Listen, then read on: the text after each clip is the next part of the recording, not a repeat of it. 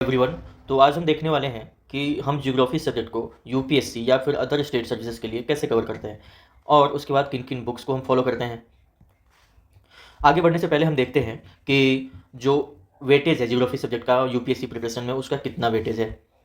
तो आप यहाँ पर देख सकते हैं कि ज्योग्राफी का वेटेज जो है 2021 का, ये 2021 से लेकर के 25 तक का डाटा है, जिसमें 2021 में 8 क्वेश्चन, 22 में 11, 23 में 13, 16 और इसी तरह 2025 में 13 क्वेश्चन पूछे गए हैं।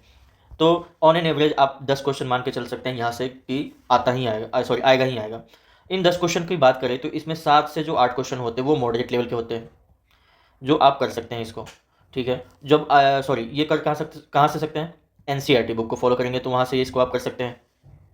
अब हम देखते हैं कि ज्योग्राफी सब्जेक्ट में कौन कौन से टॉपिक का कितना वेटेज रहता है। तो ये topic wise distribution of geography question है, जिसमें से सबसे ज़्यादा क्वेश्चन आप देखेंगे क्लाइमेटोलॉजी से आता है, फिर इंडियन ड्रेनेज सिस्टम, कौन सी नदी कहाँ बह रही है वो चीज़, फिर उसके बाद डैम्स कहाँ पर है, कौन सा पार्क कहाँ पर बना हुआ है, उस पार्क के नज़दीक से कौन सी नदी बहती है। ये सारे क्वेश्चन यहाँ से पूछे जाते हैं। क्लाइमेटोलॉजी काफ़ी ईजी है अगर आप क्लास 11th की जो ज्योग्राफी सब्जेक्ट है उसको अच्छे से कवर करेंगे। फिर उसके बाद मैप बेस्ड क्वेश्चन जो आते हैं, मैप बेस्ड क्वेश्चन वो है जैसे उसमें पूछेंगे कि कौन से नेशनल पार्क से कौन सी नदी बहती है, या कौन सी नदी किस मेन रिवर में जाकर के मिलती है, या उसकी ट्रिब्यूटरीज कौन कौन सी है। ये सारे क्वेश्चन यहाँ से आएंगे। इंडियन इकोनॉमिक ज्योग्राफी ये क्लास 12th की जो बुक है वहाँ से कवर होता है। एग्रीकल्चर भी क्लास 12 की बुक से कवर हो जाता है।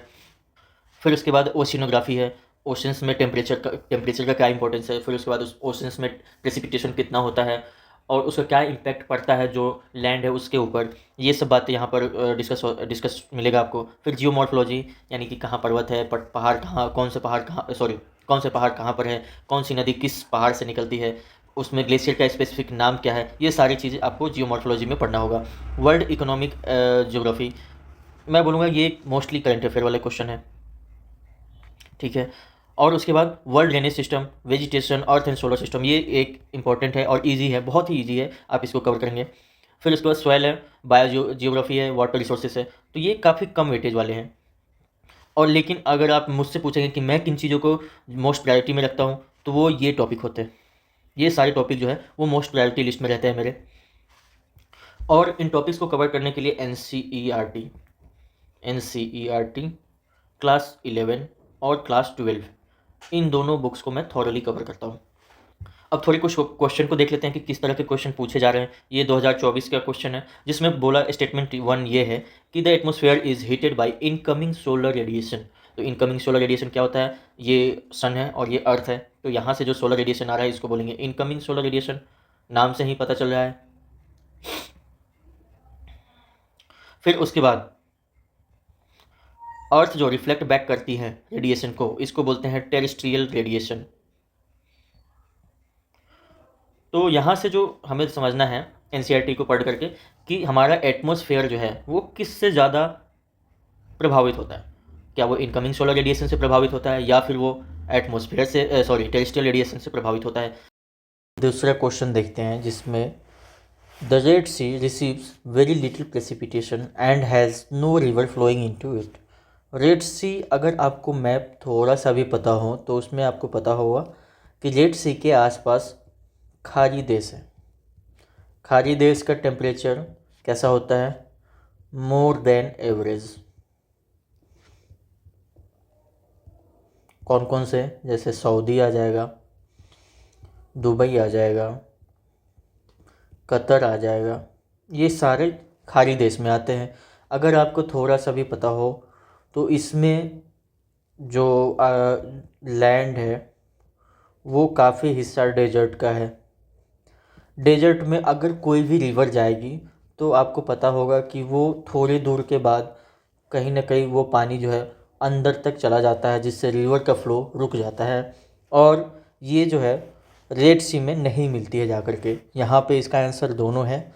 सच में वहाँ पे बहुत कम बारिश होती है क्योंकि काफ़ी ज़्यादा एरिया जो है वो डेजर्ट का है, और डेजर्ट के होने के बाद बारिश कम होती है। बारिश कम होने की वजह से नदी में पानी कम रहता है।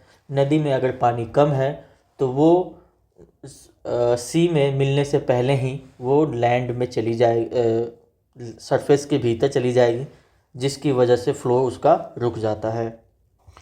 तो इस तरह के क्वेश्चन जब आपके कॉन्सेप्ट क्लियर होंगे तभी आप कर पाएंगे।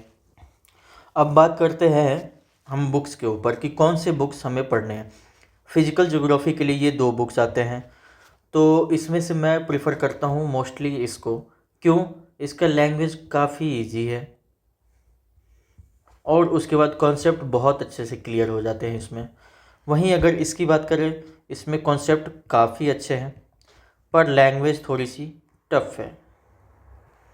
लैंग्वेज जो है थोड़ी सी टफ होने के लिए टफ हो जाता है, इसके लिए मैं इस बुक को प्रिफर नहीं करता हूँ। लास्ट के 6 to 7 चैप्टर्स हैं इसमें जो आपको पढ़ने पड़ेंगे, इसमें वो चैप्टर नहीं मिलते हैं। तो इन दोनों बुक्स को आपको कवर करना है, इस बुक को पूरा कवर करना है। All chapter are important.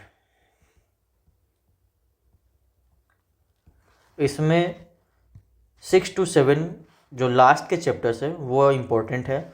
ये बुक आ जाती है जीसी लियोंग की। काफ़ी सारे जो टॉपर्स हैं वो इस बुक को प्रीफर करते हैं और इन दोनों को इसको भी, दोनों बुक को वो प्रीफर करते हैं। मेरा स्पेशली यही मानना है कि आप इसको कवर करें। लैंग्वेज काफ़ी इजी है इसकी, कॉन्सेप्ट क्लियर हो जाते हैं और इसमें के सभी चैप्टर्स वो इम्पोर्टेंट है। इसमें बस लास्ट के 6 to 7 कवर कर ले काफ़ी है आपके लिए। फिर इंडिया की ज्योग्राफी की बात करें तो जो बिगिनर्स है उनके लिए मैं बोल दूँ, क्लास 6 to 10 की जो ज्योग्राफी की बुक है आप इसको बहुत अच्छे से पढ़ लें। इसके शॉर्ट नोट्स बना लें आप। शॉर्ट नोट्स बनाने के बाद आप इस बुक को कवर करें। फिर उसके बाद आप इसको कवर करें। इसमें आपके एग्रीकल्चर और इंडिया में क्रॉप का प्रोडक्शन कहाँ कहाँ होता है, कितना होता है, ये सारे कुछ आपके यहाँ से कवर हो जाएंगे। इसमें डेटा इम्पोर्टेंट है और मेंस के पर्सपेक्टिव से ये इम्पोर्टेंट हो जाता है। ठीक है, किसके? मेंस के लिए ये आप मेंस में ये आपको बहुत हेल्प करने वाला है। अगर इसकी बात करें फंडामेंटल ऑफ ह्यूमन ज्योग्राफी, ये मैं बोलूँगा मत पढ़िए, टाइम वेस्ट है आपका। इस बुक को आपको फॉलो नहीं करना है, इसको फॉलो करें और इसको करें। और 6 to 10 के जो जियोग्राफी के हैं बुक उसको पढ़ें, उसके नोट्स बना लें, एनफ रहेगा आपके लिए। ये 5 बुक्स जो है वो 6 के है, 7 के है, 8, 9 और 10 के है। इसको आप शॉर्ट नोट्स बना लें। मैं बार बार कह रहा हूँ, इसको पूरा पढ़ने का बार बार रिवीजन करने का ज़रूरत नहीं है। आप इसके शॉर्ट नोट्स तैयार करके रख लेंगे, उसी को बार बार पढ़े, आपका कवर हो जाएगा यहाँ से।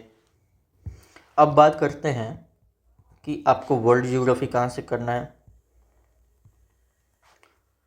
और उसके बाद वर्ल्ड की क्लाइमेटोलॉजी जो है वो कहाँ से करना है। ये तो आपको जीसी लियोंग से हो जाएगा, लेकिन ये वाले के लिए आपको करंट अफेयर पे डिपेंड रहना है। वहाँ से ये क्वेश्चन सॉल्व हो जाएंगे। करंट अफेयर में वो चीज़ें कवर हो जाती है जो 1 साल के भीतर बहुत इंपॉर्टेंट प्लेसेस होते हैं, उसको वो लोग अच्छे से कवर कर लेते हैं। तो आप यहाँ से कर सकते हैं वो चीज़। इतना कर लेने के बाद काफ़ी सफिशिएंट है आपके लिए, ज्योग्राफी के लिए। इससे ज़्यादा आपको नहीं सोचना है। Thank you for the day, Ashutosh.